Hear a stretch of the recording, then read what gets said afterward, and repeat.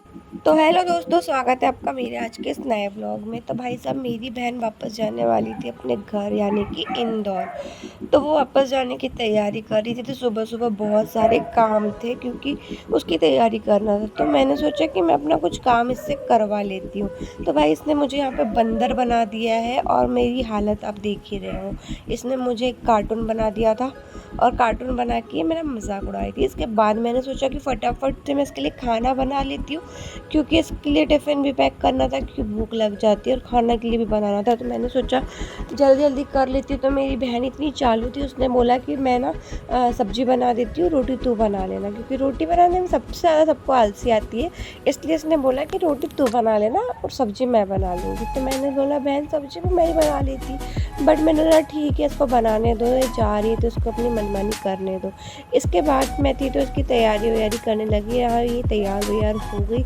इसके बाद इसको जाने से पहले इसको 10 काम याद आते थे, कभी कुछ कभी कुछ कभी कुछ। इसके बाद धीरे धीरे ये अपना सामान रखने लग गई और फिर बोले कि फटाफट मेरे को निकलना है। पर बोल रही थी कि मेरा बैग इतना भारी कैसे हो गया यार, और मेरे बैग में इतना क्या सामान था। जो मैं आई थी तब तो इतना भारी नहीं था, पर मैं जब जा रही थी तब इतना भारी कैसे हो गया। तो फिर मैंने बोला बहन तू मेरे पास से सब मेरा सामान चोर चोर के लेके जा रही है ना, इसलिए तेरा बैग भारी हो गया और तुझे लग रहा है कि मेरा बैग भारी कैसे हो गया। पर मैंने बोला बहन तू जब आई थी ना तब तूने ना मेरे लिए कुछ भी लेकर नहीं आई थी, और अब तो जब तू जा रही है ना तब तू मेरे पास से ढूंढ ढूंढ के सामान लेके जा रही है, तो तेरा बैग तो भारी होना ही है। तो फिर बोलती है कि ऐसा कुछ नहीं है, मैं तेरे पास से कुछ भी लेके नहीं जा रही हूँ। मैंने बोला झूठी एक नंबर की। इसके बाद हम लोगों ने फटाफट नीचे उतरे और फिर हमने सोचा कि यार अब टाइम हो रहा है तो बकवास कम करते हैं और फटाफट निकल जाते।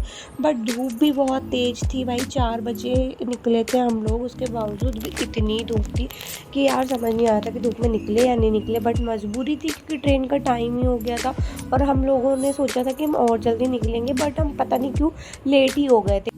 फिर भाई घर से निकले तब हमको 10 काम याद आ रहे थे कि ये भी करवाना था, ये भी करना था, वो करना था। फिर हमने बोला यार अब रहने दे यार बहन, अब अगली बार जब मैं आऊँगी तेरे पास या फिर तो मेरे पास आएगी तब मैं देख लूँगी। फिर पता है मेरी बहन को मैंने बोला कि बहन तू कब आएगी मेरे पास, तो उसने बोला हंसते हुए कि अब मैं तेरे पास अकेले नहीं आऊँगी क्योंकि तूने मुझे प्रताड़ित कर दिया। और मैंने मेरी बहन को इतना टॉर्चर कर दिया था कि वो दोबारा मेरे पास आने का सोचेगी ही नहीं। बट मैंने मेरी बहन को कुछ भी टॉर्चर नहीं किया था, पर उसको पता नहीं क्यों लग रहा था कि मैंने उसको टॉर्चर कर दिया, बट ऐसा कुछ नहीं था। तो मैंने बोला बहन कोई बात नहीं, तो फिर से आ जाना, मैं तेरे को फिर से टॉर्चर नहीं करूँगी। फिर इसके बाद मैं फटाफट स्टेशन पहुँची और फिर मुझे यहाँ पर गाड़ी पार्क में लगानी थी। लेकिन भाई मैं गाड़ियाँ देख रही थी, इतनी सारी भीड़ लगी हुई थी, और उसके बाद भाई गाड़ी मेरे को समझ नहीं आया था कि मैं लगाऊँ कैसे। अब लगा तो मैं देती, बट मुझे ये समझ नहीं आया था कि मैं निकालूंगी कैसे वापस अकेले। बट मैंने बोला ठीक है अब लगा देती हूँ। उसके बाद मुझे याद आया कि यार मैंने मेरी बहन को कुछ भी लेके नहीं दिया ट्रेन में खाने के लिए, तो यहाँ से टिकट भी लेनी थी। लेकिन मैंने बोला यार मेरे को मेरी बहन ने बोला कि मेरे लिए टिकट भी लेके रखना, बट मैंने बोला बहन अगर टिकट मैं लूँगी तो मेरे को फिर जो बाहर से सामान लेना है वो मैं नहीं ले पाऊँगी। तो मैंने मेरी बहन को बोला कि एक काम करती हूँ, मैं फटाक से बाहर से आ रही हूँ, फिर मैं तेरे को लेके दे दूँगी टिकट, तब तक तू लाइन में लग जा। तो मेरी बहन लाइन में लगी हुई थी, तब तक मैं फटाक से बाहर से आ गई उसके लिए कुछ लेकर। इसके बाद भाई हमारी ट्रेन का ना टाइम हो गया था, क्योंकि वहाँ पर टिकट केस में भी बहुत लंबी लाइन लगी हुई थी, समय भी लग रहा था और मेरी बहन को जनरल में ही जाना था।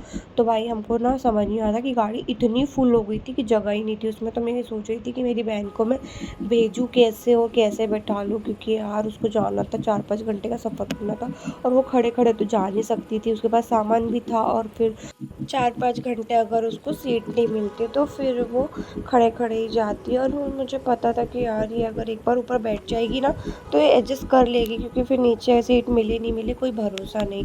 फिर मैंने उसको बैठा दिया और उसके बाद मैं बाहर आ गई। मेरी बहन को लगा कि मैं उसको बैठा के चले गई हूँ, लेकिन मैं बाहर ही खड़ी थी। मैंने सोचा था कि जब ट्रेन निकलेगी ना तभी मैं निकलूँगी, क्योंकि मैंने बोला मेरे को अच्छा नहीं लगेगा कि मेरी बहन जब ट्रेन छूटी ही नहीं है और मैं चले जाऊँ पहले ही, क्योंकि मुझे ऐसा कुछ काम था नहीं तो फिर मैं जल्दी किस बात की करती। तो मैंने सोचा उसको जाने देती, उसके बाद निकलती। उसके बाद फिर मैंने फटाफट उसको बैठा दिया, उसके बाद फिर मैं घर के लिए निकल गई। फिर मैंने सोचा यार अब गाड़ी भी पार्किंग में लगी है तो मैं गाड़ी भी निकाल लेती हूँ, लेकिन मैंने देखा गाड़ी के पास इतनी भीड़ लगी हुई थी, मेरे को समझ नहीं आ रहा था कि यार मैं गाड़ी कैसे निकालूँगी क्योंकि इतनी भीड़ थी।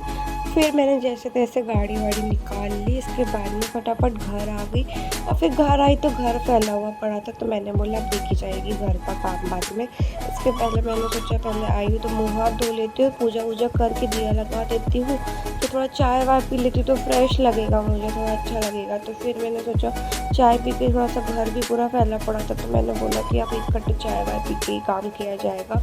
तो फिर मैंने चाय पी, मुझे आलसी आने लग गई, फिर थोड़ी देर मैंने आलसी कर ली।